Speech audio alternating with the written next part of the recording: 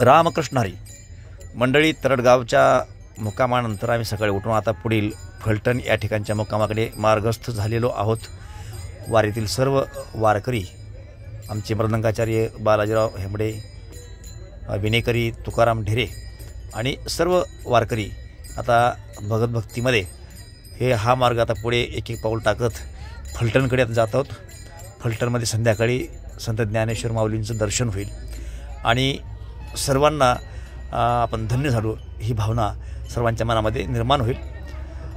हे सर्व आमच्या दिंडीतील वारकरी आहेत, काही महिला वारकरी आहेत, त्यांनीही मृदंग वाजवण्याचा थोडीशी इच्छा व्यक्त केली आणि त्यांनी मृदंग वाजवलं आणि वाटणं देवाचं नाव घेत, पांडुरंगाचं नाव घेत, संत तुकारामाचं, संत ज्ञानेश्वराचं, संत परंपरेतील वेगवेगळ्या संतांच्या अभंगात हे सर्व लोक आता फलटणकडे मार्गस्थ होत आहेत. या वारीमध्ये आल्याच्या नंतर आणि परत आपण ज्या वेळेला 17, 18, 19 तारखेला घरी जाऊ त्यावेळी काही गोष्टीचं आपल्याला भान ठेवायचं आहे.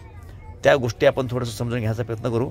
हे कॅनलला फलटणमध्ये आम्ही पोहोचलो आणि कॅनलवरती सर्वांनी आंघोळ वगैरे केली आमच्या वारकऱ्यांनी आणि तिथून आम्ही पुढे जिथं मुक्काम आहे विमानतळावरती पालखी सोहळाची सोय तिथं केलेली आहे, तर त्या ठिकाणी मग आम्ही पुढे मार्गस्थ झालो. या ठिकाणी सर्वांनी आम्ही आंघोळ केली या कॅनलमध्ये.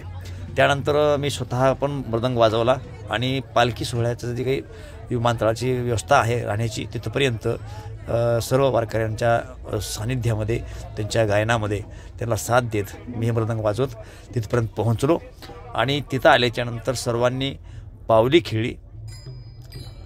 या ठिकाणी मनसोक्त सर्वांनी ह्या परमेश्वराच्या चिंतनाचा आनंद घेतला.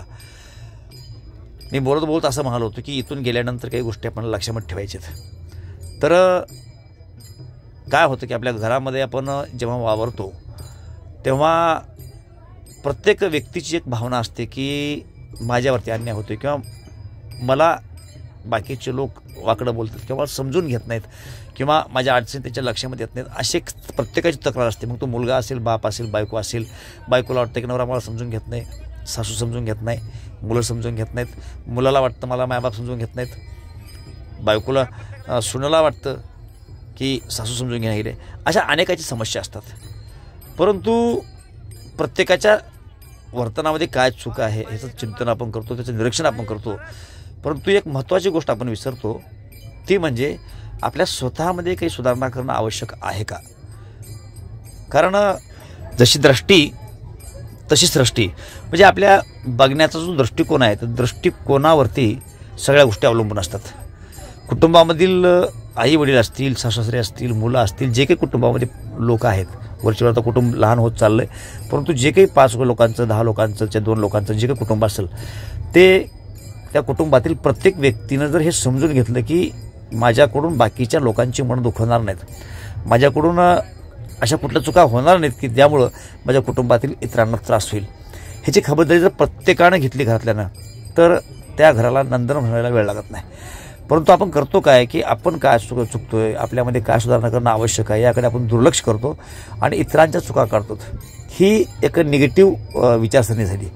यातून बाहेर पडावं लागेल आणि त्यासाठीच ह्या वारीचं महत्त्व आहे. तुम्ही या वारीमध्ये पहा, 18 पगड जातीचे लोक आहेत, अनोळखी आहेत, पण प्रत्येक व्यक्ती तसं प्रत्येकाला सन्मानानं बोलतोय, माऊली म्हणूनच बोलतोय.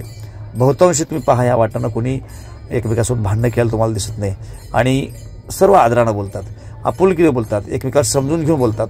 कुणीही जर हरवला असेल तर त्यांच्या पालखी पण पोहोचवण्याचा आम्ही प्रयत्न करतो. आणि मग हा सर्व जो गुण आहे ह्या वारीमधला, हा गुण आपण अंगीकारून जर घराकडे घेऊन त्या पद्धतीने मागण्याचा प्रयत्न केला तर मी परत एक वेळ सांगतो की आपल्या घराला नंदनवन व्हायला वेळ लागणार नाही. त्यामुळं आपल्यामध्ये काय सुधारणा करता येतात, आपण काही चुकतोय का, आपल्याकडून कुटुंबातल्या लोकांच्या काय अपेक्षा आहेत, हे आपण स्वतः चिंतन केलं पाहिजे आणि स्वतःमध्ये बदल घडवून आणला पाहिजे. आपण बदललो तर आपल्या घरातील इतरही लोक बदलतात आणि शेवटी घरामध्ये सुख समाधान नांदतं. शेवटी ह्या आयुष्यामध्ये पाहिजे काय, सुखच पाहिजे ना. सुखासाठी आपण सगळं करतो, पैसा कमवतोय, लग्न करतोय, लेकरबाळा असतील, मला मूल पाहिजे, मुलगी पाहिजे, मला हिंडायचं फिरायचं, जे काय असेल ते सुखासाठी करतोय. ज्यावेळेला आपण बाहेरून काम वगैरे करून घरी पोहोचतो, घरामध्ये एंट्री मारल्याच्यानंतर प्रत्येकाचे चेहरे हसरे दिसले पाहिजेत खेळमेळीचं वातावरण असलं पाहिजे. आपण घरामध्ये एकमेकांसोबत चर्चा करू शकलो पाहिजे, आपले विचार इतरांपर्यंत पोहोचवू शकलो पाहिजे, आपल्याला गोष्टी शेअर करता आल्या पाहिजेत. आणि त्यासाठी तितकं मोकळं वातावरण त्या घरामध्ये असणं आवश्यक आहे. आणि ती जबाबदारी त्या घरातील प्रत्येकाची असते. मग आपण आता वारीला आलो आहेत, तर आपण आपल्यामधील ज्या काही वाईट गोष्टी आहेत, ज्या निगेटिव्ह गोष्टी आहेत, ते टाकू आणि परत जाते वेळेस एक सकारात्मक विचार, सकारात्मक दृष्टिकोन घेऊन घरी जाऊ. हा झालेला बदल कुटुंबालाही जाणवेल आणि तुम्हालाही जाणवेल की यामध्ये आपल्या कुटुंबातल्या लोकांना समजून घेण्यामध्ये किती आनंद आहे. शेवटी घरामधील तरुण मुलं चुकीचं वागत असतील तर त्यांना हाताळताना शिव्या देणे, मारणे असे काही प्रकार करण्यापेक्षा त्यांना समजावून सांगून त्यांच्या डोक्यामध्ये ह्या सगळ्या गोष्टी बसतील अशा पद्धतीने काय करता येऊ शकते अशा उपाययोजना आपण केल्या पाहिजेत. हाणून मारून, शिव्या देऊन, अपमान करून तरुण पिढी हाताला लागत नाही. त्यामुळं ह्या सर्व गोष्टीचं आपण जर भान ठेवलं तर निश्चितपणे आपण वारीला आलो त्याचा फायदा होईल.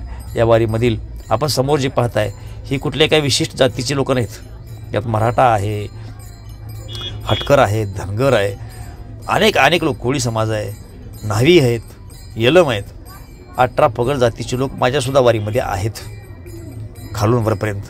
आणि इथं हे सर्वजण एक मनानं, एक कुटुंब याप्रमाणे वागत आहेत. इथं प्रत्येकजण एकमेकाला जेवायला वाटतोय, स्वयंपाक करण्यामध्ये मदत करतोय, कोणी उपाशी आहे का नाही ह्याची काळजी घेतोय. आणि मग हीच भावना जर कुटुंबामध्ये ठेवली तर निश्चितपणे त्याचा आपल्याला फायदा होणार आहे. आता आपण समोर जे पाहताय ही पंगत माननीय निलगे साहेब म्हणून आहेत, आमच्या वडिलांचे स्नेही, ह्या दिंडीचे मालक चालक किशन माधवराव जाधव यांचे परमस्नेही निलगे साहेब. त्यांचं आकस्मिक निधन झालं तर त्यांच्या आठवणी प्रित्यर्थ हे पंगत किशन माधवराव जाधव म्हणजे दिंडी मालक चालक यांनी स्वतःच्या वतीनं दिलेली आहे. तर त्याचा आनंद या दिंडीतील लोक घेत आहेत.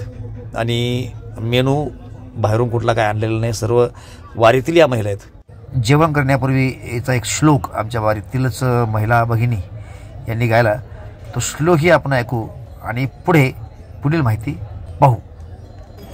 मांडवाच्या दारी लोंबतो, शिपडूनी चित्र काढितो, आत बैसल्या विष्णू पंगती, जेऊ वाढीती सीता दुर्पदी बुला.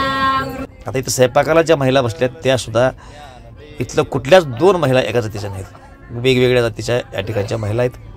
आणि गुन्ह्या गोविंदानं हे तुम्ही 28 दिवस, 22 दिवस, 25 दिवस प्रवास करता. सगळ्यात महत्त्वाचं काय असेल तर आपल्या कुटुंबाचं हित महत्त्वाचं आहे, कुटुंबामधलं सुख महत्त्वाचं आहे, कुटुंबातलं समाधान महत्त्वाचं आहे. आणि ते सुख, समाधान, शांती आपल्यामुळं बिघडणार नाही ह्याची खबरदारी आपण जर घेतली तर आपण या वारीमध्ये आलोत, 2000, 4000, 5000 रुपये खर्च केलोत, घरचे कामं बुडून इथे 20-22 दिवस घातलोत, याचा फायदा होईल. अन्यथा ही वारी म्हणजे फक्त फिरायला आलो असं व्हायला नको. त्यामुळे सर्वांनी निश्चितपणे ह्या गोष्टींचा विचार अंतर्मनातून केला पाहिजे. आणि घरातील सगळेच लोक आपले आहेत, आई आपली आहे, वडील आपले आहेत, हे ज्याने जन्म दिले ते आईवडील तर आलेच, पण ज्याच्यासोबत आपल्याला आयुष्य घालवायचं ती पत्नीसुद्धा आपलीच आहे, ज्यांना आपण जन्म दिला आहे ते मुलं पण आपलीच आहेत, येणारी सून आपली आहेत, नातवंड आपली आहेत, घरामधला प्रत्येक भाऊ बहीण हे सगळे आपले आहेत.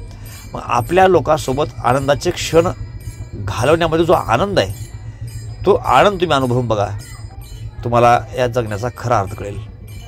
तर एक सहज चर्चा निघाली आणि मला बोलावंसं वाटलं म्हणून मी तुम्ही थोडीशी माहिती सांगितली. तर आज आम्ही फलटणमध्ये आहोत.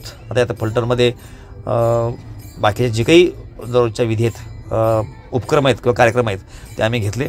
आणि आज फार काय धावपळ आम्ही केली नाही. बाकी ज्ञानेश्वर माऊलीचं दर्शन घेत असल्यामुळं लवकरच लोक आता माऊलीकडे मार्गस्थ झालेले आहेत आणि संध्याकाळी आता येऊन ते आराम करतील आणि उद्याच्याला आम्ही पुढल्या प्रवासाला लागू. तर जे काही आपण ह्या व्हिडिओमध्ये पाहिलं, ऐकलं, या मताशी आपण सहमत आहेत का आपल्याला यापेक्षा काही वेगळं काही आपल्याला मत मांडायचं आहे ते निश्चितपणे कमेंटला आपण मांडू शकता. तर उद्याला परत भेटू. तोपर्यंत रामकृष्ण हरी.